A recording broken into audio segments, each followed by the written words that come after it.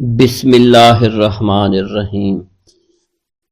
حضرت مخدوم علاء الدین علی احمد صابر کو بیعت کے 22 برس بعد بعمر 33 سال خلافت ملی۔ اسی سال براہ راست کلیر کی ولایت پر مامور کر دیے گئے۔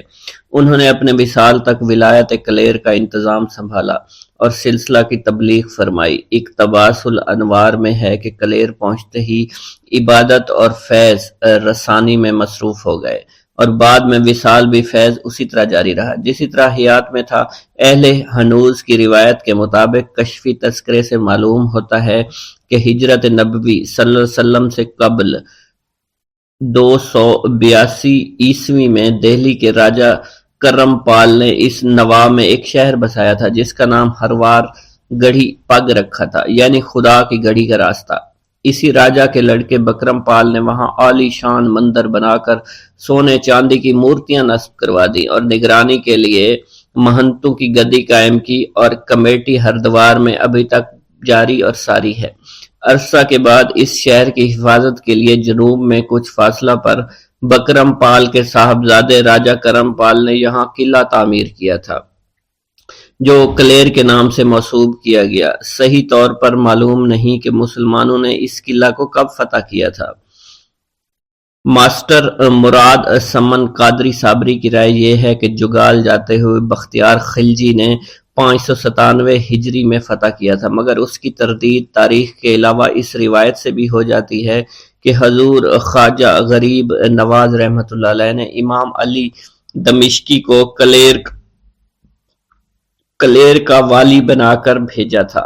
اسی سال مسلمانوں نے کلیر پر حملہ کیا تھا اور امام علی دمشقی اسی جنگ میں شہادت ہوئی تھی، مگر مذکور نہیں کہ فتح بھی ہوئی تھی یا نہیں۔ تاریخ کے حوالے سے معلوم ہوتا ہے کہ میرٹھ اور کوئل کی تسخیر کرنے کے بعد قطب الدین ایبک نے دہلی کو دارالسلطنت بنایا تھا۔ اسی سال وہ اس کے انتظام و انصرام میں مشغول رہا اور کسی طرف فوج کشی نہیں کی۔ محمد غوری نے 590 ہجری میں راجہ جے پال کو شکست دے کر بنارس کو فتح کیا تھا۔ اس لیے قیاس ہے کہ فتح کنوج سے پہلے محمد غوری کے آخر میں کلیر کی تسخیر ہو گئی تھی۔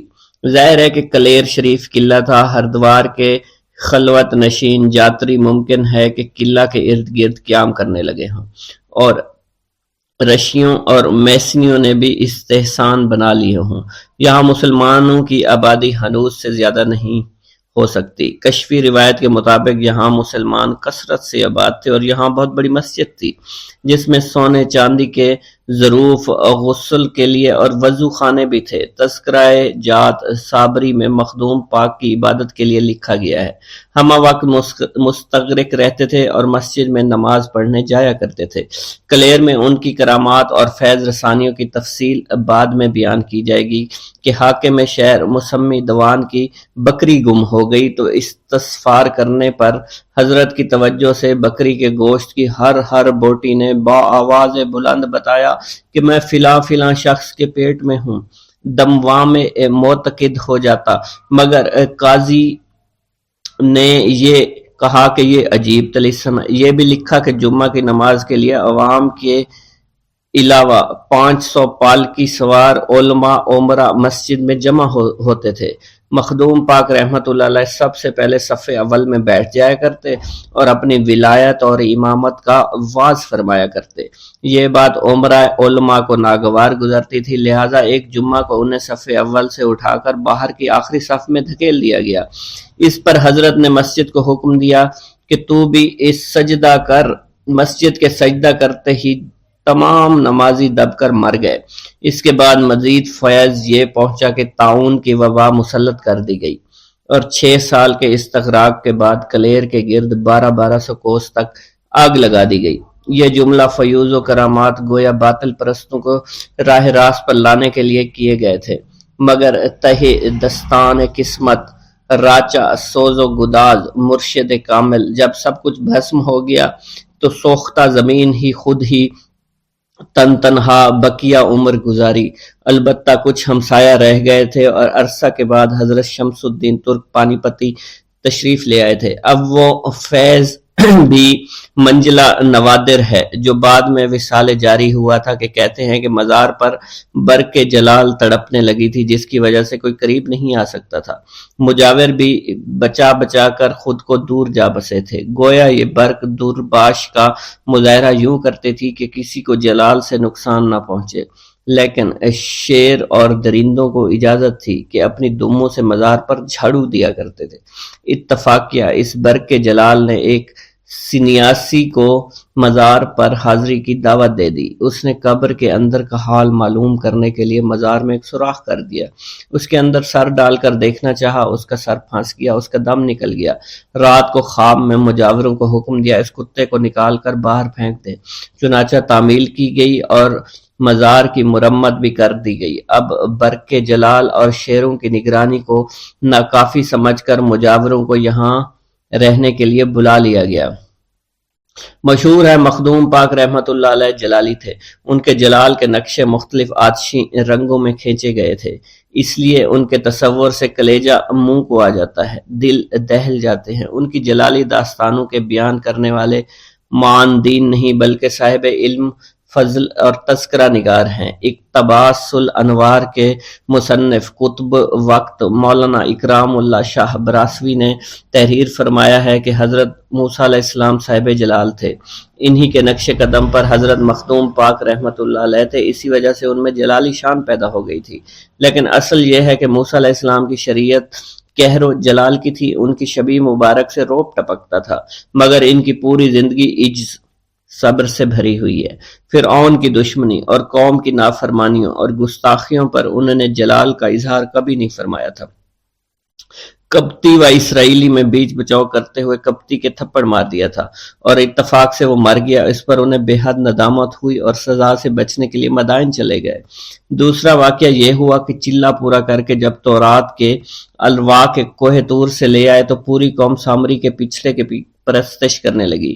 یہ صدمہ کی بات ہی تھی۔ اپنے بڑے بھائی حضرت ہارون پر برس پڑے، تم نے قوم کو گمراہ کیسے ہونے دیا اور کیوں نہیں ہدایت کی؟ لیکن ان سے حقیقت معلوم کے بعد غصہ جاتا رہا اور سامری سے نہایت نرمی کے ساتھ اس کی شیطنیت کی وجہ پوچھی۔ یہ دونوں واقعات موسیٰ علیہ السلام کے جلالی ہونے کا ثبوت نہیں ہو سکتے۔ مخدوم پاک رحمت اللہ علیہ کو عرصہ تک کھانا کھانے کی وجہ سے صابر کا خطاب عطا ہوا تھا، مگر جب کلیر آئے تو وہاں کی نافرمانیوں کی وجہ سے ان کے جلال کا ذکر کیا گیا۔ اہل عقیدت براہ کرم فرمائیں کہ صبر و جلال یکجا ہو نہیں سکتا، اگر انہیں مجمع ہو سکتے ہیں تو یہ کرامتیں جو جلالی لکھی گئی ہیں مخدوم پاک رحمت اللہ علیہ کی توہین ہیں۔ کلیری اگر غضب نازل ہوا تو وہ من جانب اللہ تھا، مخدوم پاک رحمت اللہ علیہ کا اس جلال سے کوئی تعلق نہیں۔ اندرونی حالات حضرت موسیٰ علیہ السلام اور مخدوم پاک کو جلال سے متصف و متہم کرنے والے جلال کے معنی ہی نہیں سمجھتے۔ جلال کے اقسام ہوتے ہیں، ایک جاہلانہ جلال ہوتا ہے، ایک مہذب باشعور جلال ہوتا ہے۔ حضرت سیدنا فاروق اعظم عمر فاروق رضی اللہ تعالیٰ عنہ اور حضرت خالد بن ولید رضی اللہ تعالیٰ عنہ کے حالات سے اچھی طرح سمجھا جا سکتا ہے۔ اسلام لانے سے پہلے حضرت فاروق اعظم نے اپنی بہن اور بہنوئی کو تلاوت قرآن پاک سن کر بری طرح خبر لی، اس غصہ میں صاحب قرآن صلی اللہ علیہ وسلم کی طرف رخ کیا، روئے انوار کا ملاحظہ کرتے ہی ان کا جاہلانہ جلال مہذب جلال میں بدل گیا، کلمہ پڑھتے ہی بن پڑے اور ان کے مہذب جلال نے خانہ کعبہ میں اذان دلوائی اور اعلانیہ باجماعت نماز پڑھوائی۔ مخدوم پاک رحمت اللہ علیہ کے جلال کو قہر و غضب سمجھنے والے نہ جلال کو سمجھتے ہیں نہ ان کے بزرگی کے مرتبہ کو پہچان سکتے ہیں۔ بسم اللہ الرحمن الرحیم۔ شجرہ نسب سے واضح ہے کہ صابر سرکار رحمت اللہ علیہ حضور شیخ عبد القادر جیلانی محبوب سبحانی رحمت اللہ علیہ کے پڑ پوتے ہیں۔ آپ رحمت اللہ علیہ صحیح النسب سید تھے۔ آپ کے آبا و اجداد ایک مدت سے بغداد شریف میں رہائش پذیر رہے، جو کہ علم ظاہری علم باطنی میں شعرۂ آفاق رکھتے تھے۔ حضور صابر پاک رحمت اللہ علیہ کے پدر انور کا اس میں گرامی حضرت شاہ عبد الرحیم عبد السلام رحمۃ اللہ علیہ تھا، جو کہ نہایت خدا رسیدہ، عبادت گزار، فیاض اور متقی انسان تھے۔ آپ کے مختصر حالات زندگی یوں ہیں۔ بغداد شریف میں بروز اتوار بتاریخ 11 ذی القعدہ 541 ہجری میں پیدا ہوئے۔ آپ بچپن ہی سے اکثر اوقات عالم جذب میں محو رہتے۔ جو کچھ زبان حال سے نکل جاتا بے عین حقیقت بن کر سامنے آ جاتا۔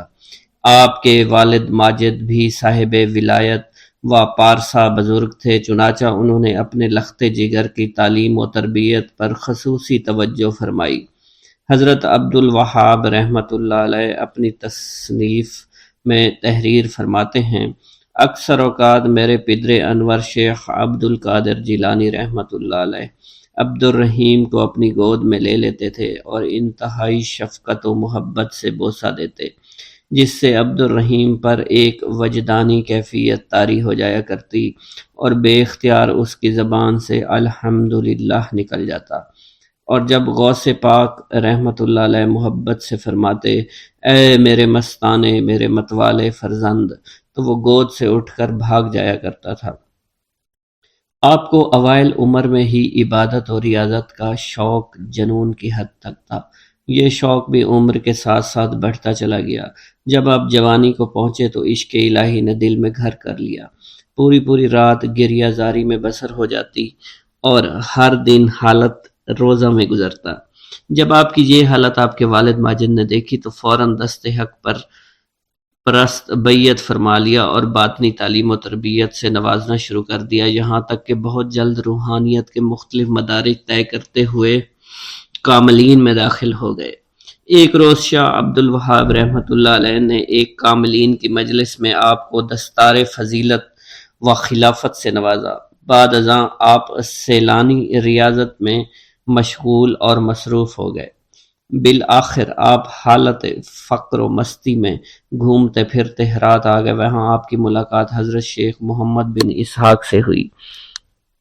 وہ آپ کو دیکھتے ہی گھر لے گئے۔ گھر جا کر آپ نے تمام حالات واقعات سنائے، جن کو سن کر شیخ نے فرمایا، ہمیں عرصہ دراز سے آپ ہی کا انتظار تھا، اب آپ یہیں رہیں گے۔ چنانچہ حضرت شاہ عبد الرحیم 18 ماہ کی مدت تک وہیں مقیم رہے اور حضرت شیخ محمد بن اسحاق کی خدمت کے ساتھ ساتھ ان کی صحبت پاک سے بھی فیض یاب ہوتے رہے۔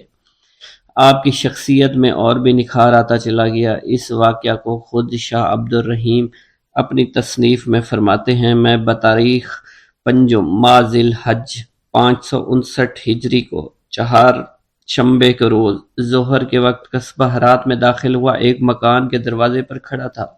مالک مکان نے میرا اور میرے آباء و اجداد کا اسم دریافت کیا۔ جب میں نے مختصر تعارف کروایا تو انتہائی ادب و تعظیم کے ساتھ اپنے مکان پر ٹھہرایا، خوب خدمت کی۔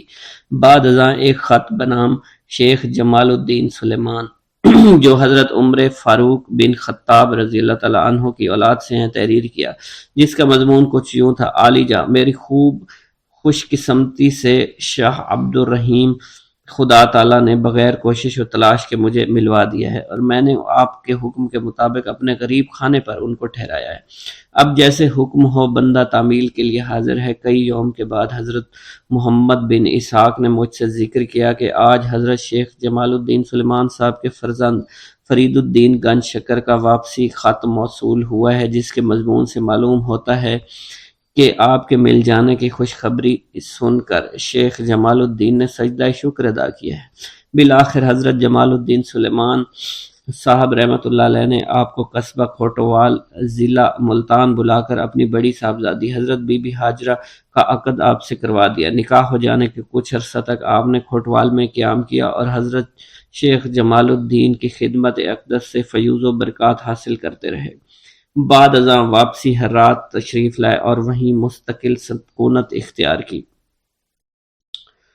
حضرت شاہ عبد الرحیم حضور صابر پاک رحمۃ اللہ علیہ کی ولادت سے پہلے 5 برس تک حیات رہے۔ بعض تذکرہ نگاروں کے مطابق حضرت صاحب کے وصال کے وقت مخدوم صابر پاک کی عمر مبارک 7 برس تھی، لیکن کثیر مورخین صابر پاک کی عمر 5 سال ہی تحریر کرتے ہیں، لہذا مذکورہ روایت کے مطابق شاہ عبد الرحیم کی عمر 52 برس بنتی ہے۔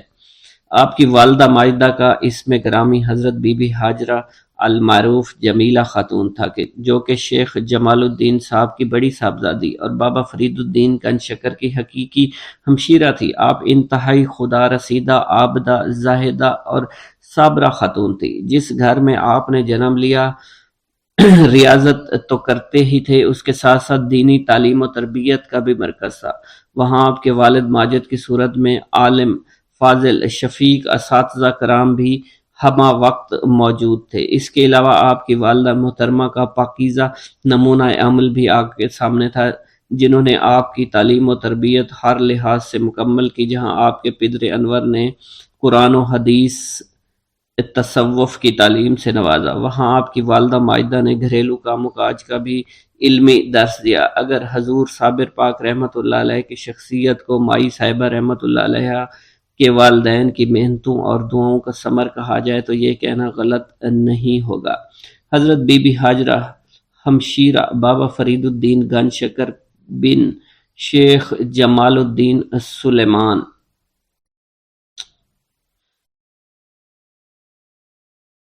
جب بھی مخلوق خدا بے راروی، جھوٹ، فساد اور ہزارہا دوسرے شیطانی نفسانی امراض میں مبتلا ہوئی ہے تو اللہ تعالیٰ نے انہیں خاص بندوں کے وسیلہ جلیلہ سے اس کی اصلاح فرمائی ہے۔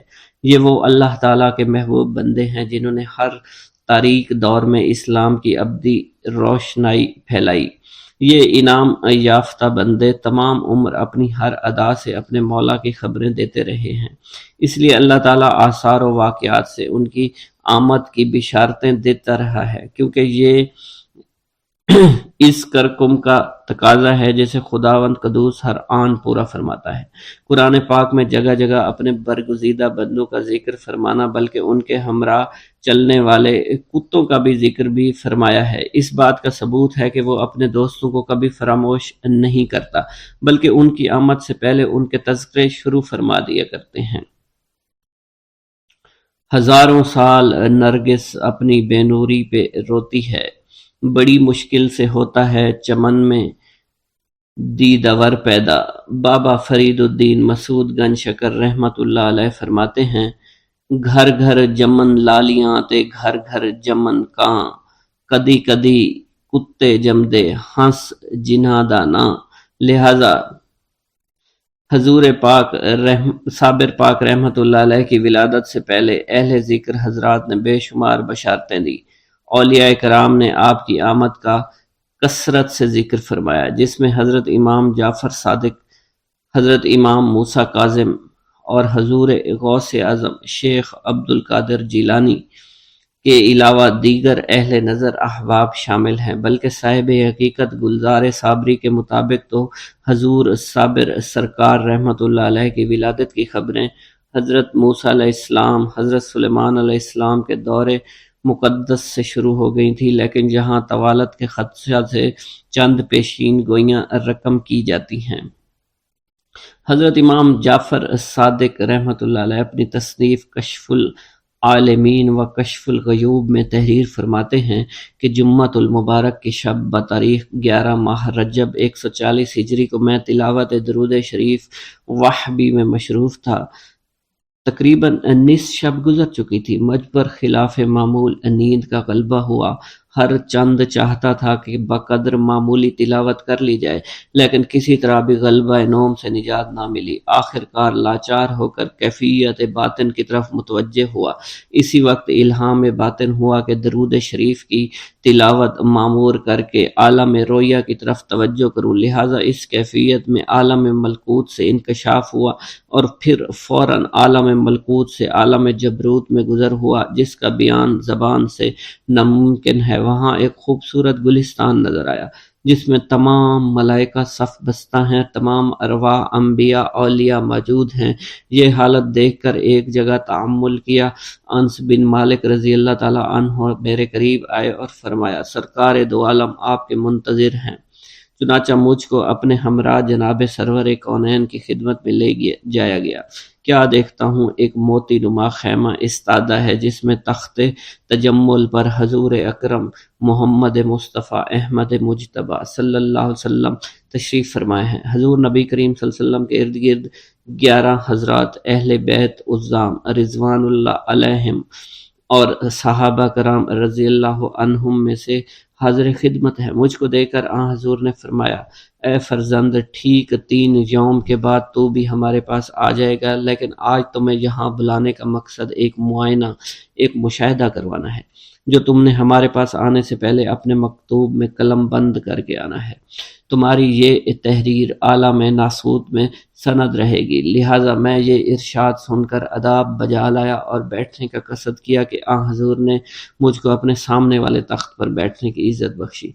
थोड़ी देर बाद देखा महफिल चारों तरफ बैठी है और आइम्मा मौजूद हैं। पहली रूह का रंग सुर्ख याकूत की मानद दमक रहा था। पहली रूह को रसूलुल्लाह सल्लल्लाहु अलैहि वसल्लम ने चंद अल्फाज ज़बान पाक से फरमाकर अपने दाने जानू पर और दूसरी रूह को बाएं जानिब बिठा लिया। हजरत इमाम हसन और इमाम हुसैन की तरफ मुतवज्जे होकर फरमाया, जिस यौम हमने तुम्हारी शहादत नामों पर मोहरें सब्त की थी तो परेशानी उम्मत का ख्याल आया, मगर जिब्रील अलैहिस्सलाम ने खुशखबरी सुनाई कि दोनों शहीद बनकर औलाद में से 2 रूहें जमाल और जलाल वाली पैदा होंगी, जिसके बायस इस्लाम को ता क़यामत इस्तेहकाम होगा।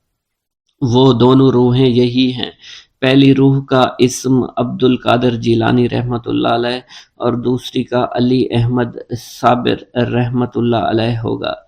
ये रूह जो दाएं जानू पर है, इसका मकाम फना फिर रसूल है और ये तमसील मर्तबा नबूवत कहलाती है और नबूवत की शान रहम करना है। इस मर्तबा का नाम आलम दहर में गौसे पाक रहमतुल्लाह अलैह और कुतुब आलम होगा। इसको मेरे बदन से ताल्लुक है, इससे रुश्द अजीम ज़हूर पजीर होगा।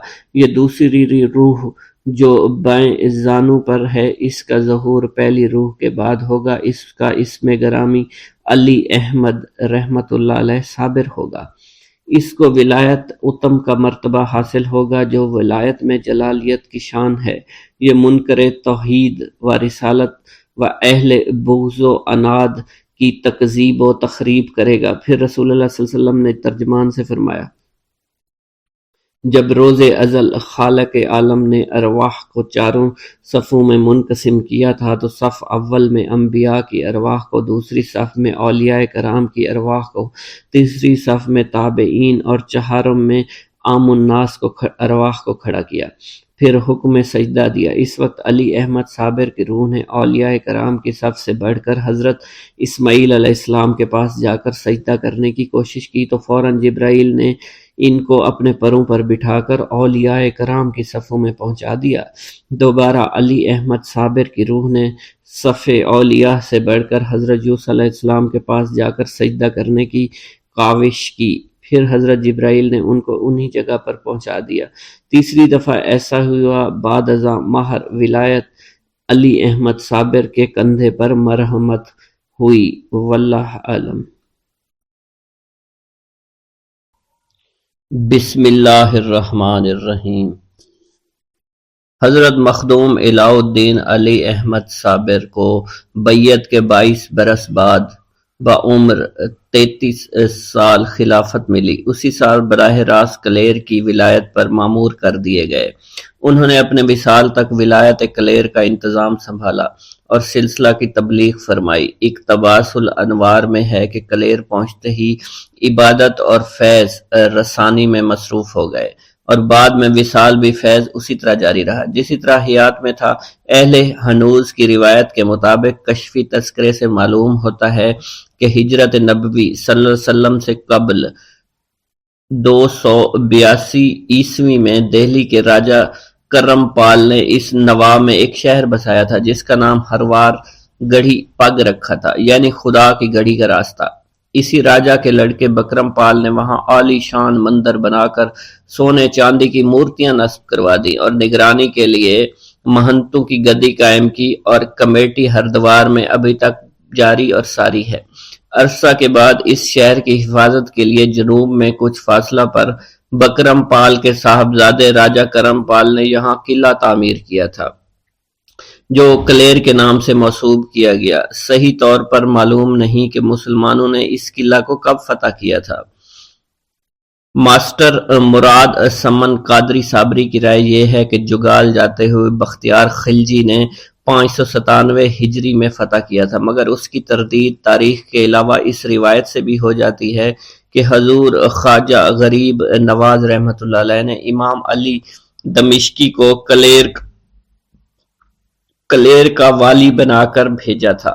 اسی سال مسلمانوں نے کلیر پر حملہ کیا تھا اور امام علی دمشق کی اسی جنگ میں شہادت ہوئی تھی، مگر مذکور نہیں کہ فتح بھی ہوئی تھی یا نہیں۔ تاریخ کے حوالے سے معلوم ہوتا ہے کہ میرٹھ اور کوئل کی تسخیر کرنے کے بعد قطب الدین ایبک نے دہلی کو دارالسلطنت بنایا تھا۔ اسی سال وہ اس کے انتظام و انصرام میں مشغول رہا اور کسی طرف فوج کشی نہیں کی۔ محمد غوری نے 590 ہجری میں راجہ جے پال کو شکست دے کر بنارس کو فتح کیا تھا۔ اس لیے قیاس ہے کہ فتح کنوج سے پہلے محمد غوری کے آخر میں کلیر کی تسخیر ہو گئی تھی۔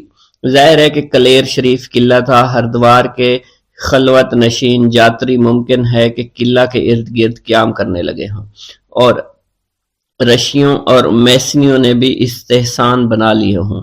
یہاں مسلمانوں کی آبادی ہنوز سے زیادہ نہیں ہو سکتی۔ کشفی روایت کے مطابق یہاں مسلمان کثرت سے آباد تھے اور یہاں بہت بڑی مسجد تھی جس میں سونے چاندی کے ظروف غسل کے لیے اور وضو خانے بھی تھے۔ تذکرہ جات صابری میں مخدوم پاک کی عبادت کے لیے لکھا گیا ہے، ہم وقت مستغرق رہتے تھے اور مسجد میں نماز پڑھنے جایا کرتے تھے۔ کلیر میں ان کی کرامات اور فیض رسانیوں کی تفصیل بعد میں بیان کی جائے گی کہ حاکم شہر مسمی دوان کی بکری گم ہو گئی تو استسفار کرنے پر حضرت کی توجہ سے بکری کے گوشت کی ہر بوٹی نے با آواز بلند بتایا کہ میں فلاں شخص کے پیٹ میں ہوں۔ دموام میں معتقد ہو جاتا، مگر قاضی نے یہ کہا کہ یہ عجیب طلسم ہے۔ یہ بھی لکھا کہ جمعہ کی نماز کے لیے عوام کے علاوہ 500 پالکی سوار علماء عمرہ مسجد میں جمع ہوتے تھے۔ مخدوم پاک رحمت اللہ علیہ سب سے پہلے صف اول میں بیٹھ جایا کرتے اور اپنی ولایت اور امامت کا واز فرمایا کرتے۔ یہ بات عمرہ علماء کو ناگوار گزرتی تھی، لہٰذا ایک جمعہ کو انہیں صف اول سے اٹھا کر باہر کی آخری صف میں دھکیل دیا گیا۔ اس پر حضرت نے مسجد کو حکم دیا کہ تو بھی اس سجدہ کر۔ مسجد کے سجدہ کرتے ہی تمام نمازی دب کر مر گئے۔ اس کے بعد مزید فیض یہ پہنچا کہ طاعون کی وبا مسلط کر دی گئی اور 6 سال کے استغراق کے بعد کلیر کے گرد 1200 کوس تک آگ لگا دی گئی۔ یہ جملہ فیوز و کرامات گویا باطل پرستوں کو راہ راست پر لانے کے لیے کیے گئے تھے، مگر تہ دستان قسمت راچا سوز و گداز مرشد کامل جب سب کچھ بھسم ہو گیا تو سوختہ زمین ہی خود ہی تنہا بقیہ عمر گزاری۔ البتہ کچھ ہمسایہ رہ گئے تھے اور عرصہ کے بعد حضرت شمس الدین ترک پانی پتی تشریف لے آئے تھے۔ اب وہ فیض بھی منزلہ نوادر ہے جو بعد میں وصال جاری ہوا تھا کہ کہتے ہیں کہ مزار پر برق جلال تڑپنے لگی تھی جس کی وجہ سے کوئی قریب نہیں آ سکتا تھا۔ مجاور بھی بچا کر خود کو دور جا بسے تھے، گویا یہ برق دورباش کا مظاہرہ یوں کرتے تھی کہ کسی کو جلال سے نقصان نہ پہنچے، لیکن شیر اور درندوں کو اجازت تھی کہ اپنی دموں سے مزار پر جھاڑو دیا کرتے تھے۔ اتفاقیہ اس برق جلال نے ایک سنیاسی کو مزار پر حاضری کی دعوت دے دی۔ اس نے قبر کے اندر کا حال معلوم کرنے کے لیے مزار میں ایک سوراخ کر دیا، اس کے اندر سر ڈال کر دیکھنا چاہا، اس کا سر پھنس گیا، اس کا دم نکل گیا۔ رات کو خواب میں مجاوروں کو حکم دیا اس کتے کو نکال کر باہر پھینک دے۔ چنانچہ تعمیل کی گئی اور مزار کی مرمت بھی کر دی گئی۔ اب برق جلال اور شیروں کی نگرانی کو ناکافی سمجھ کر مجاوروں کو یہاں رہنے کے لیے بلا لیا گیا۔ مشہور ہے مخدوم پاک رحمت اللہ علیہ جلالی تھے، ان کے جلال کے نقشے مختلف آتشی رنگوں میں کھینچے گئے تھے، اس لیے ان کے تصور سے کلیجہ منہ کو آ جاتا ہے، دل دہل جاتے ہیں۔ ان کی جلالی داستانوں کے بیان کرنے والے معاندین نہیں بلکہ صاحب علم فضل اور تذکرہ نگار ہیں۔ اقتباس الانوار کے مصنف قطب وقت مولانا اکرام اللہ شاہ براسوی نے تحریر فرمایا ہے کہ حضرت موسیٰ علیہ السلام صاحب جلال تھے، انہی کے نقش قدم پر حضرت مخدوم پاک رحمۃ اللہ علیہ تھے، اسی وجہ سے ان میں جلالی شان پیدا ہو گئی تھی۔ لیکن اصل یہ ہے کہ موسیٰ علیہ السلام کی شریعت قہر و جلال کی تھی، ان کی شبیہ مبارک سے روب ٹپکتا تھا، مگر ان کی پوری زندگی عجز صبر سے بھری ہوئی ہے۔ فرعون کی دشمنی اور قوم کی نافرمانیوں اور گستاخیوں پر انہوں نے جلال کا اظہار کبھی نہیں فرمایا تھا۔ کپتی و اسرائیلی میں بیچ بچاؤ کرتے ہوئے کپتی کے تھپڑ مار دیا تھا اور اتفاق سے وہ مر گیا، اس پر انہیں بے حد ندامت ہوئی اور سزا سے بچنے کے لیے مدائن چلے گئے۔ دوسرا واقعہ یہ ہوا کہ چلہ پورا کر کے جب تورات کے الواح کے کوہ طور سے لے آئے تو پوری قوم سامری کے پچھڑے کے پرستش کرنے لگی۔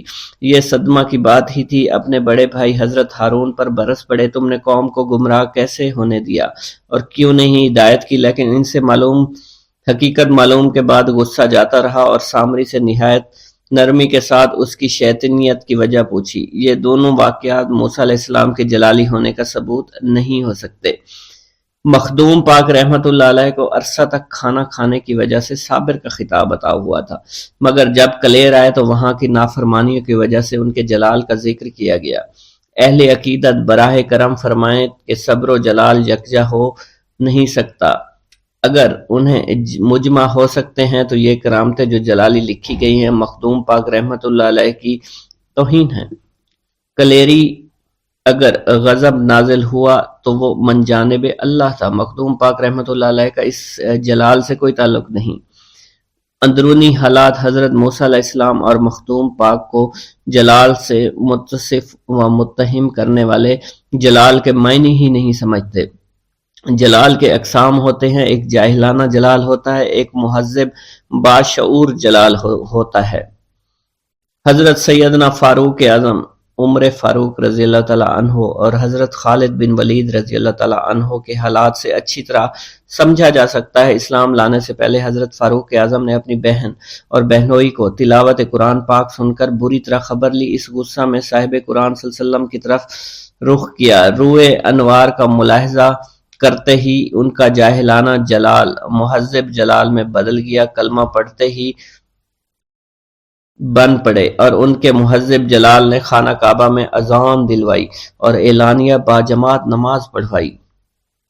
مخدوم پاک رحمت اللہ علیہ کے جلال کو قہر و غضب سمجھنے والے نہ جلال کو سمجھتے ہیں، نہ ان کے بزرگی کے مرتبہ کو پہچان سکتے ہیں۔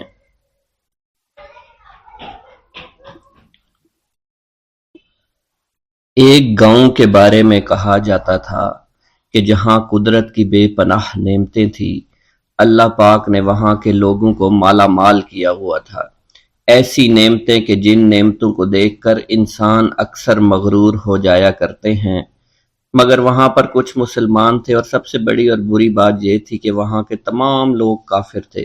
وہ کفار اپنی دولت پر بہت فخر کیا کرتے تھے کیونکہ ان میں ہر ایک انسان بہت دولت مند تھا، ہر ایک کے پاس بے بہا پیسے تھے، کسی کو پیسوں کی کمی نہیں تھی۔ وہاں کے سردار کی ایک اکلوتی بیٹی تھی جس کو سردار بے پناہ پیار کرتا تھا۔ اس سردار کی بیٹی بے پناہ مغرور، ظالم، گھمنڈی تھی۔ وہاں پر غریب لوگ صرف مسلمان ہی تھے، تمام کافر ایک دوسرے کی مدد کیا کرتے تھے، لیکن مسلمانوں کی مدد کرنے والا وہاں پر کوئی نہ تھا۔ وہاں پر انہیں کوئی دیکھنے والا نہ تھا۔ سردار کی بیٹی کو کالے جادو میں خوب مہارت حاصل تھی اور وہ جادو کی وجہ سے وہاں پر رہنے والے غریبوں پر بہت ظلم کیا کرتی تھی۔ تمام مسلمان اس سے بے حد پریشان تھے اور وہ لوگوں کو غلام بناتی اور مزدور بناتی تھی۔ اگر ان میں کوئی اس کی بات نہ مانتا تو اس کو قیدی بنا کر اپنے اشاروں پر نچایا کرتی تھی۔ اس بستی میں چونکہ اکا دکا مسلمان تھے جن کا کوئی پرسان حال نہیں تھا، کوئی بھی ان کو بچانے والا نہیں تھا۔ جب وہ سردار کی بیٹی کے ظلم حد سے بڑھ گئے تو مسلمانوں میں سے ایک بوڑھے شخص نے اللہ کے حضور گڑ گڑا کر دعائیں کی، اے اللہ ہمارے چند نسلیں جو یہاں پر بچی ہوئی ہیں، ان نسلوں کو تو بچا لے۔ یہ سردار کی بیٹی جس نے ہمارا جینا دشوار کر رکھا ہے، یہاں کوئی بھی انسان ہمارا حال نہیں پوچھتا، اور نہ ہی ہمارے پاس مال و دولت ہے، اور نہ ہی ہمارے پاس جسمانی طاقت بچی ہے۔ یا اللہ ہمارے لیے کوئی ایسا بندہ بھیج جو نہ صرف طاقتور ہو بلکہ اس جادوگرنی یعنی سردار کی بیٹی کو بھی ہرا سکے۔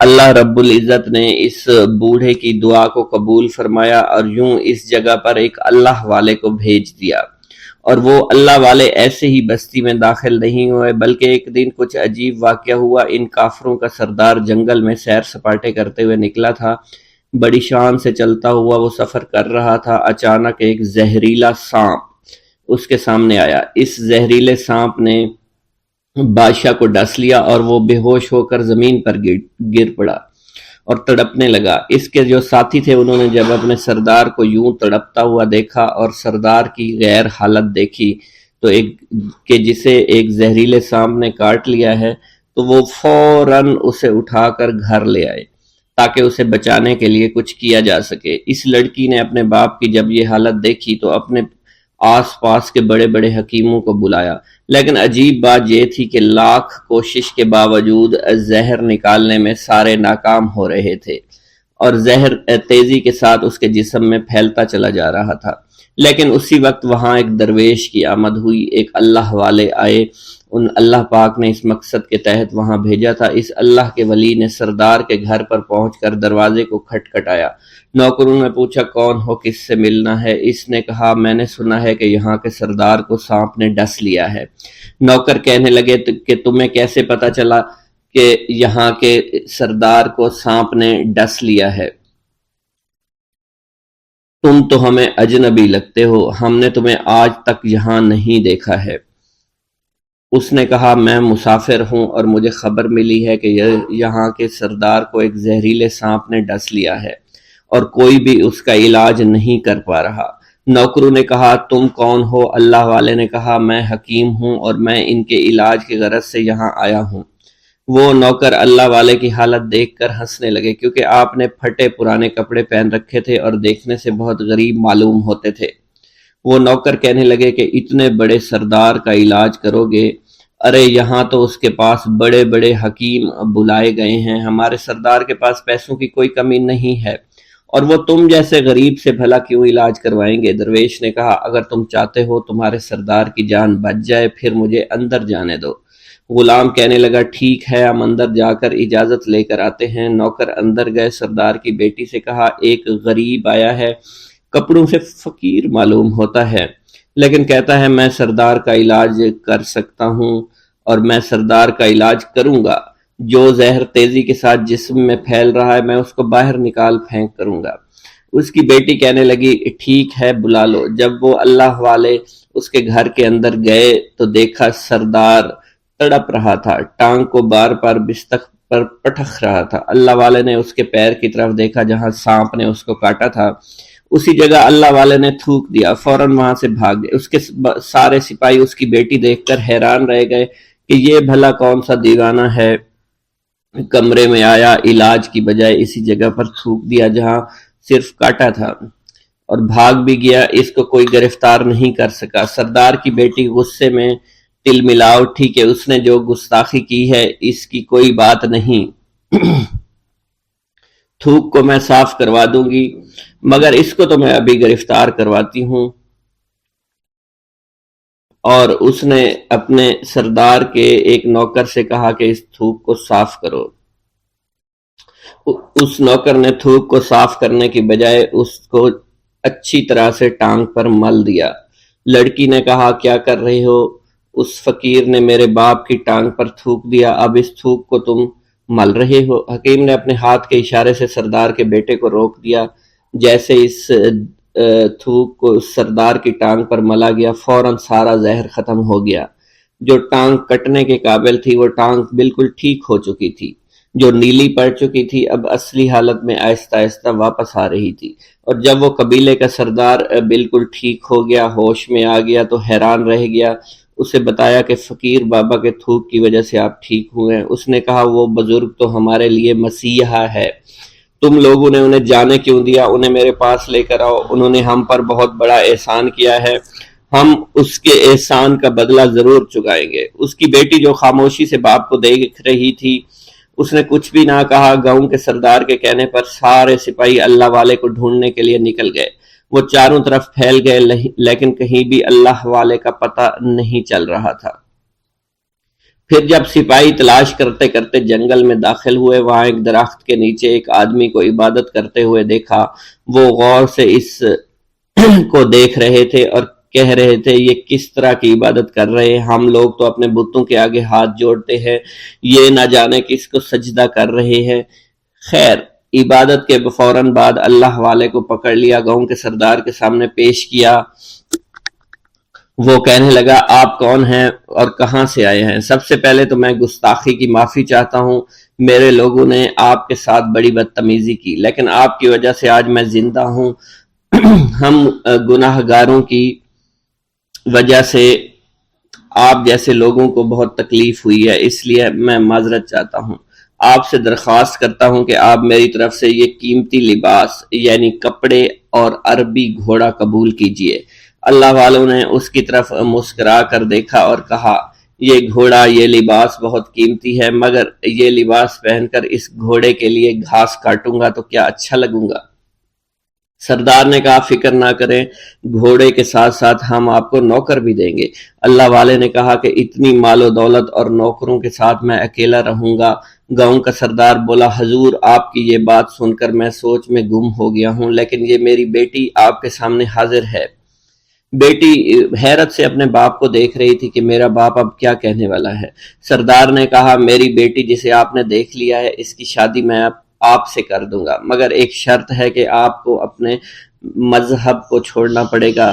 میرے سپاہیوں نے آپ کو عبادت کرتے ہوئے دیکھا ہے، جہاں تک ہمارے معمولات ہیں ہم بتوں کے آگے سجدہ کرتے ہیں اور ان کی عبادت کرتے ہیں، اور آپ جس کے آگے سجدہ کرتے ہیں وہ اللہ ہے، یعنی آپ مسلمان ہیں، اس لیے آپ کو اپنا مذہب چھوڑنا پڑے گا۔ کیا آپ ایسا کر سکتے ہیں؟ اللہ والے نے کہا کہ مجھے ایک بات بتائیے، آپ سب کچھ دیکھ رہے ہیں، آپ نے مجھے یہ بھی دعا دی کہ میری اولادیں ہوں اور آپ کی نسل آپ کی بیٹی سے چلے گی۔ مجھے ایک بات بتائیں، اگر ان بچوں میں سے کسی بچے کو خدا نہ خواستہ کچھ ہو گیا تو کس کو رونا پڑے گا؟ سردار نے جواب دیا، اگر خدا نہ خواستہ کچھ ایسا ہوا تو رونا مجھ کو ہی پڑے گا۔ اللہ والا نے مسکرا کر کہا، اگر یہ سارا مال لے کر مجھے رونا ہی پڑا تو آپ اپنا گھوڑا، اپنی دولت، اپنی بیٹی، ہر چیز اپنے پاس رکھ لو۔ میں خوش ہوں، میں مسلمان ہوں، میں ٹھیک ہوں۔ اگر یہ تمام چیزیں لے کر مجھے اپنا محلہ چھوڑنا پڑے تو میں اپنی جان دے کر بھی اپنے مذہب کو نہیں چھوڑوں گا۔ جس طرح آپ نے مجھے نوازا ہے، میں اسی رب کے دین کو چھوڑ کر چلا جاؤں گا۔ صرف چند پیسوں کی خاطر میں ہر دن پیسہ نہیں کر سکتا، اور اپنی درویشی میں بہت خوش ہوں۔ اللہ نے مجھے جس مقصد کے لیے بھیجا تھا وہ میرا مقصد پورا ہو جائے گا۔ گاؤں کے سردار نے پوچھا، یہ کہہ کر وہ اللہ والے جانے لگے تو سردار نے درویش کو رک جانے کا کہا اور کہنے لگے، میں نے مال دے کر تمہیں آزمایا اور تمہیں پرکھا، لیکن تم اپنے مذہب کو چھوڑنے پر راضی نہیں ہو۔ اگر تم یہی سب کرنے آئے تھے تو تمہیں اس بات کا ڈر نہیں؟ کیا تم نہیں جانتے ہم کتنے طاقتور ہیں، اور میری بیٹی اپنے عمل میں اتنی ماہر ہے کہ تمہیں یہاں کھڑے کھڑے ابھی جنگلی جانور بنا سکتی ہے۔ اللہ والے نے کہا کہ اس نے جنگلی جانور کمزور لوگوں کو بنایا ہوگا، یہ مجھے جانور بنا کر تو دکھائے۔ اس سے پہلے کہ گاؤں کا سردار اپنی بیٹی سے کچھ کہتا کہ اس پر وار کرو، اللہ والے نے جادوگرنی پر ایسی پھونک ماری کہ وہ اسی وقت ایک بہت بڑی چھپکلی بن گئی۔ وہ کچھ بھی نہیں کر پا رہی تھی، وہ چھپکلی اتنی بڑی تھی کہ وہاں پر جتنے بھی انسان کھڑے تھے ان سب میں سب سے زیادہ اونچا اس کا قد تھا۔ وہ چھپکلی اللہ والے کے پاس آئی، اپنا زہر اس پر اگلنا چاہتی تھی کہ اسی وقت اس نے اس کے منہ پر تھوک دیا۔ تھوکنے کی دیر تھی، وہ چھپکلی جلنے لگی اور جس سے گرمی کی وجہ سے اس کا چہرہ پگھل رہا تھا، اس کا چہرہ جل کر کالا ہو چکا تھا۔ وہ مرنے والی تھی کہ سردار دوڑتا ہوا قدموں میں آ کر گر پڑا اور معافی مانگنے لگا اور کہنے لگا، حضور اس گستاخی کے لیے میں معذرت خواہ ہوں، آپ مجھے معاف کر دو، میں نے سچ میں آپ کو بہت کمزور سمجھا تھا، آپ کو آپ کا مذہب سے ہٹانا چاہا تھا۔ اگر میری بیٹی ٹھیک ہو جائے تو میں سچ کہتا ہوں یہاں پر جتنے لوگ ہیں ہم پوری کی پوری بستی مسلمان ہو جائیں گے۔ اللہ والے نے کہا کہ ہم تمہیں اپنے دین میں شامل کرنے کے لیے یہ سب نہیں کر رہے، بلکہ تم لوگ مسلمان بھائیوں پر جو ظلم کرتے ہو وہ ظلم کو ختم کرنے کے لیے ہم یہاں آئے ہیں۔ ہمارے دین میں جبر اور ظلم نہیں۔ اگر تمہارے بیٹی سے انسان بن کر سدھر جاتی ہے تو اس کو اس کی اصلی حالت میں لانے کے لیے میں خود کو اللہ کی بارگاہ میں پیش کروں گا اور دعا کروں گا۔ سردار کہنے لگا کہ ہاں میری بیٹی اصلی حالت میں اگر آ جائے تو پھر ہم کسی پر ظلم و ستم نہیں کریں گے، اور میں دل سے اپنی بیٹی کے لیے معافی چاہتا ہوں۔ آج سے یہ کوئی بھی جادو ٹونا اور مسلمانوں کو تنگ نہیں کرے گی، اور نہ ہی کسی مسلمان پر یہ ظلم اور جبر کرے گی۔ بس آپ اسے دوبارہ سے انسان بنا دے۔ اللہ والا نے چھپکلی پر دوبارہ سے پھونک ماری تو پھر سے انسان بن گئی، اور اللہ والے کے قدموں سے وہ لپٹ گئی، کہنے لگی مجھے معاف کر دیجئے، مجھے معاف کر دیجئے، میں نے اپنے آپ کو بہت طاقتور سمجھا۔ اس لڑکی کا آدھا چہرہ جل چکا تھا اور کالا ہو چکا تھا۔ وہ کہنے لگی کہ آج اپنے باپ کے ساتھ میں آپ کے دست مبارک پر مسلمان ہونا چاہتی ہوں۔ میں وعدہ کرتی ہوں کہ آج سے اس بستی پر کوئی بھی کافر کسی مسلمان کے ساتھ بدتمیزی نہیں کرے گا، زیادتی نہیں کرے گا، ظلم اور جبر نہیں کرے گا، بلکہ ہم سب یہاں مل جل کر رہیں گے اور بھائی چارے کے ساتھ رہیں گے۔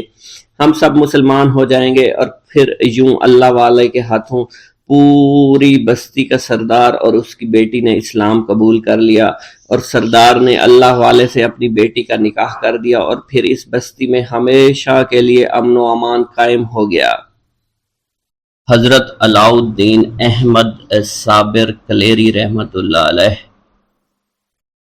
آپ خاندان چشتیہ کے دستور کے مطابق محافل سما میں ضرور شمولیت فرماتے تھے۔ عبادات و شغل نوری اور لنگر کی خدمات کے علاوہ محفل سما میں آپ کی دلچسپی تمام مورخین نے رقم کی ہے۔ صاحب جواہر فریدی تحریر کرتے ہیں کہ آپ توحید باری تعالیٰ سے بے انتہا الفت رکھنے کے علاوہ سما کا ذوق بھی رکھتے تھے۔ اسی طرح حضور سید سرکار رحمت اللہ علیہ نے بھی سما کے متعلق آپ کی توجہ خاص کا کثرت سے ذکر فرمایا کہ حضور صابر پاک سے انتہائی الفت رکھتے تھے۔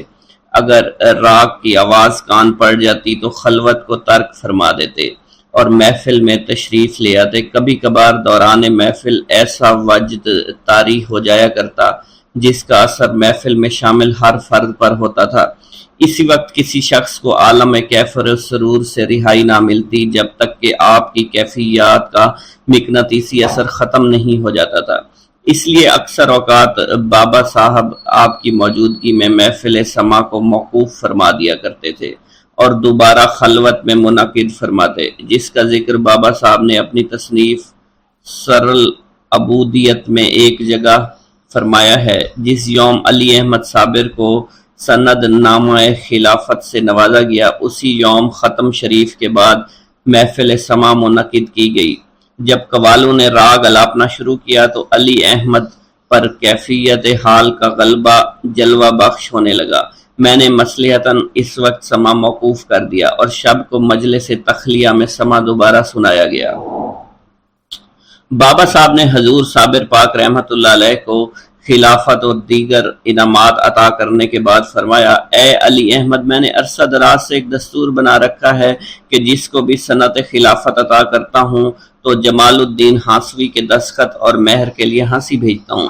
یہ بات اپنی جگہ حقیقت ہے کہ تم کو اس کی ضرورت نہیں، مگر میں اپنے تیار کردہ منشور خلافت کو قائم رکھنے کے لیے تم کو ہانسی جانے کے لیے کہتا ہوں۔ یہ سن کر صابر پاک رحمت اللہ علیہ نے تعمیل میں سر جھکا دیا اور عرض کیا، جیسے حضور کی مرضی ہو، اس غلام کو کسی قسم کا عذر نہیں، میں ابھی ہانسی کے لیے روانہ ہو جاتا ہوں۔ لہٰذا بابا صاحب رحمت اللہ علیہ کے حکم کے مطابق دوسرے دن بتاریخ 15 ذوالحجہ کو آپ روانگی کے لیے تیار ہو کر باہر نکلے۔ تمام اہلیان پاک پتن شریف اور دیگر مسافران سلوک آپ کو وداع کرنے آئے۔ اس عرصہ میں پاک پتن شریف کے تمام غربا، تمام فقراء، تمام مساکین اور تمام مسافروں کے آپ سے انتہائی قلبی لگاؤ ہو گیا تھا۔ کیونکہ جب آپ عالم سلوک میں ہوتے تو ہر قسم کے پریشان حال لوگوں کی معروضات بابا جی کی غیر موجودگی میں سنتے اور دعا و عطا سے تشفی فرماتے تھے، جس سے سائلان کی جائز دلی حاجات فوراً پوری ہو جایا کرتی۔ اس کے علاوہ صبح شام ہزاروں لوگ آپ کے دست مبارک سے لنگر کھایا کرتے تھے۔ یہی وجہ تھی جب لوگوں کو آپ کے وداع پھر ہانسی شریف ہونے کی خبر ملی تو انتہائی مغموم حالت میں لوگ آئے، آپ کی سواری کو رخصت ہوتا دیکھ کر ہر آنکھ اشک بار تھی، اس لیے زبان پر خاموشی کے پہرے بیٹھے ہوئے تھے۔ ہر ایک نظر میں کوئی اجنبی سی آہٹ ہے، ہر ایک دل میں کوئی خوف ہے سمایا ہوا، غم حیات کی تنہا اداس راہوں میں تیرے خیال کو سینے سے ہے لگایا ہوا۔ مختصر آپ پاک پتن شریف سے روانہ ہو کر متواتر سفر کرتے رہے، راستہ میں کسی جگہ قیام نہیں فرمایا۔ جب آپ وہاں پہنچے تو شیخ جمال الدین آپ کے استقبال کے لیے باہر تشریف لے آئے تھے، یہاں تک کہ سواری پر سوار ہی لب فرش تک تشریف لے گئے۔ یہ بات اگرچہ شیخ صاحب پر ناگوار گزری، مگر پھر بھی انہوں نے ضبط سے کام لیا اور مخدوم صابر پاک رحمۃ اللہ علیہ کی تعظیم و تکریم اور مہمانداری کے تمام فرائض انجام دیے۔ نماز مغرب ادا کرنے کے بعد حضور صابر پاک رحمۃ اللہ علیہ نے اپنا خلافت نامہ شیخ صاحب کے آگے پیش کر دیا، ساتھ ہی اسی وقت دستخط کرنے کی درخواست کی، مگر شیخ جمال الدین ہانسوی نے کہا کہ اس قدر عجلت کیا ہے، اس وقت آپ آرام کریں کیونکہ آج مطلع غبار آلود ہے اور آفتاب بھی غروب ہو چکا ہے، اندھیرے کی وجہ سے کچھ بھی لکھا پڑھا نہیں جا سکتا، لہذا صبح ہوتے ہی مہر دستخط کر دیے جائیں گے۔ مخدوم صابر پاک رحمۃ اللہ علیہ کے اصرار فرمانے پر چراغ جلایا گیا۔ اتفاقاً اسی روز ہوا زور سے چل رہی تھی جس کے باعث چراغ گل ہو جاتا تھا۔ یہ دیکھ کر حضور صابر پاک نے اپنی انگلی اوپر اٹھائی جو مثل شمع روشن ہو گئی۔ شیخ جمال الدین نے اس عمل کو اپنی توہین سمجھ کر پھونک ماری جس کے باعث انگلی سے نکلتی روشنی کافور ہو گئی۔ اب کی بار حضور صابر پاک نے پورا ہاتھ اٹھایا جس سے سارا احاطہ روشن ہو گیا۔ آنکھیں اگر ہیں بند تو پھر دن بھی رات ہے، اس میں قصور کیا ہے بھلا آفتاب کا۔ جو ہی آپ نے اپنا دست مبارک روشن کیا تو شیخ جمال الدین جامع سے باہر ہو گئے۔ قوت بشری نے ایسا غلبہ کیا کہ عنان صبر ہاتھ سے جاتی رہی۔ پس و پیش بابا صاحب کے عطا کردہ خلافت نامہ کو اس نے پھاڑ دیا۔ حضور مخدوم پاک رحمت اللہ علیہ جو عین مظہر جلال تھے اس حرکت و توہین کی تاب نہیں لا سکے، صابری تلوار نمودار ہو گئی، جلال میں آ کے فرمایا تو سندھا چاک کر دی من سلسلہ ترادم بدیدم، یعنی تم نے میری سند کو چاک کر ڈالا، میں نے تیرے سلسلہ کو ہی قطع کر دیا۔ الغرض حضور صابر پاک رحمت اللہ علیہ پاک پتن شریف سے روانہ ہو گئے اور بابا صاحب کے حضور پیش ہو کر تمام واقعہ عرض کر ڈالا۔ بابا صاحب نے یہ واقعہ سماعت فرما کر مخدوم صابر پاک سے دریافت فرمایا، جب شیخ جمال نے تمہارا خلافت نامہ چاک کیا تو اس وقت تمہاری زبان سے کیا الفاظ ادا ہوئے؟ حضور صابر پاک نے عرض کیا، جس وقت انہوں نے میرے خلافت نامہ کو پھاڑا تو میں نے تمہارے سلسلہ قطبیت کو نیست و نابود کر دیا ہے۔ آپ نے فرمایا کہ اوپر سے یا نیچے سے؟ تو صابر پاک نے عرض کیا نیچے سے، یعنی ان کے بعد سلسلہ آگے ختم ہو گیا ہے۔ یہ سن کر بابا صاحب نے فرمایا کہ کامل مردوں کا تیر خطا نہیں جایا کرتا۔ بعد ازاں بابا صاحب نے فرمایا تم نے یہ اچھا کیا جو اس کا سلسلہ نیچے سے ختم کیا، اوپر سے نہیں کر دیا، ورنہ اس کا خدا تعالیٰ کے ساتھ تعلق ہی منقطع ہو جاتا۔ مجھے اس بات کی قدر ہے کہ شیخ جمال نے میری بہت خدمت کی ہے، اس لیے تم اسے معافی کے ساتھ ساتھ دوبارہ اپنے سلسلہ میں ضم کر لینا تاکہ تمہارے سلسلہ کی قوت سے وہ باقی رہے۔ یہ سن کر صابر پاک رحمت اللہ علیہ نے تعمیل میں سر جھکا دیا۔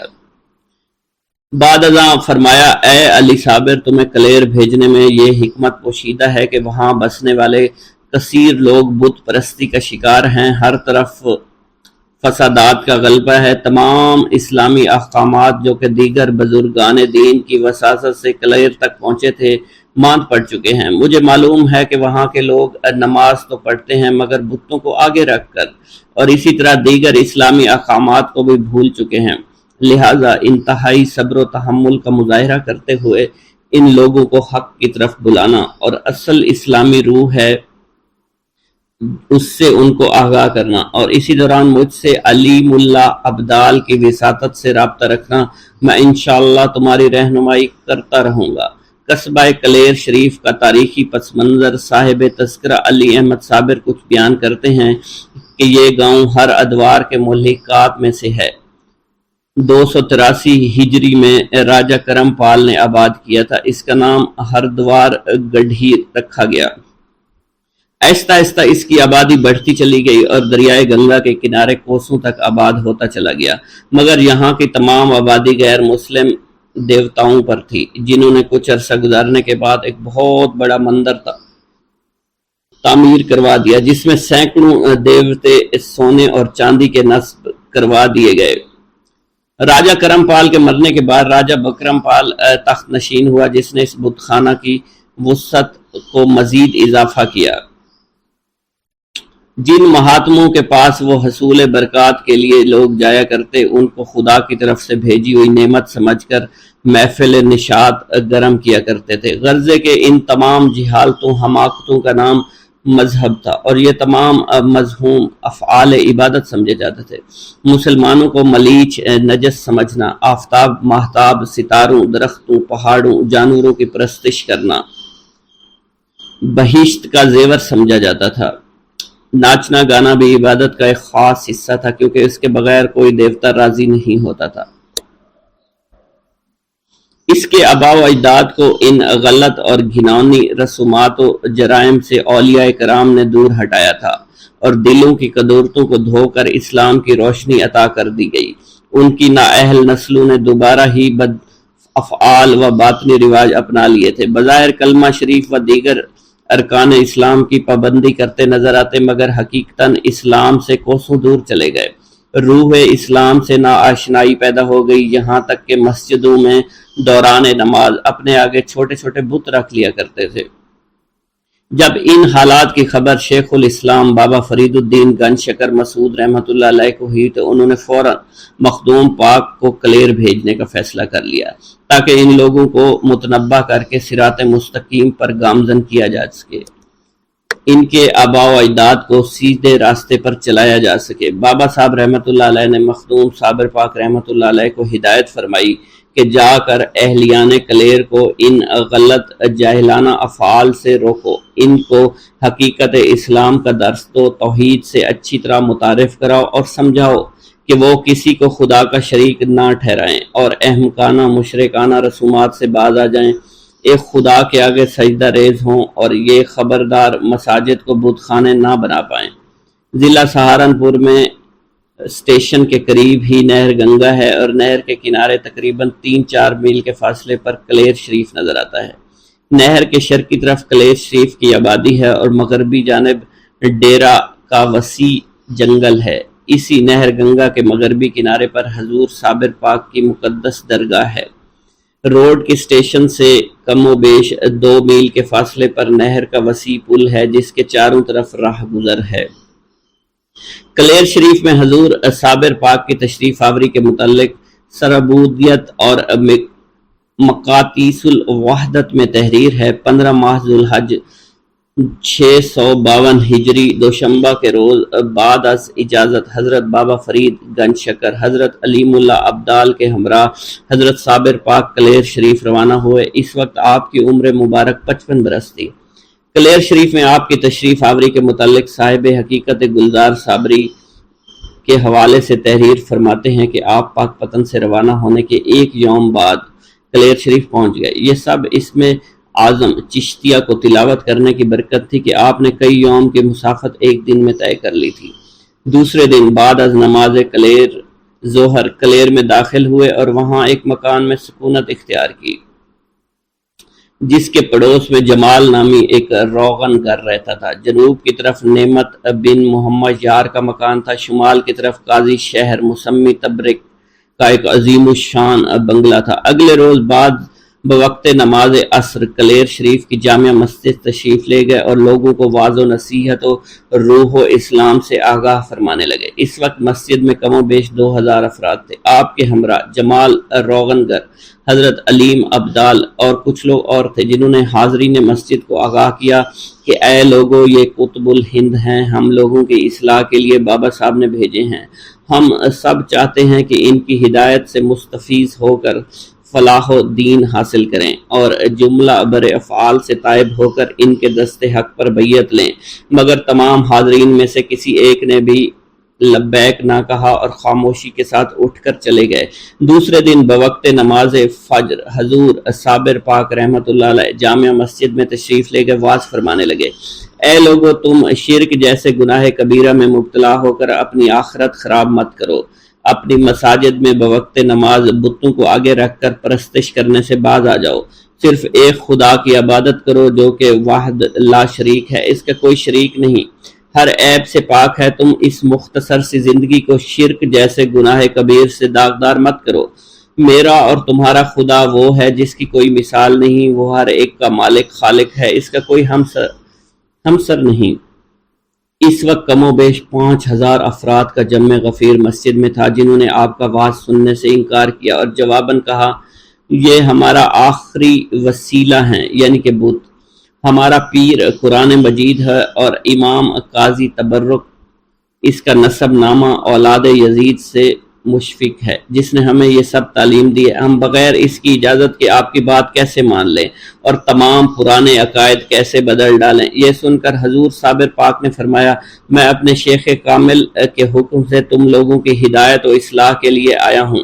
بابا صاحب نے مجھے امامت و خلافت کی سند عطا فرمائی ہے اور زبان مبارک سے مجھے قطب الہند کا خطاب عطا کیا ہے۔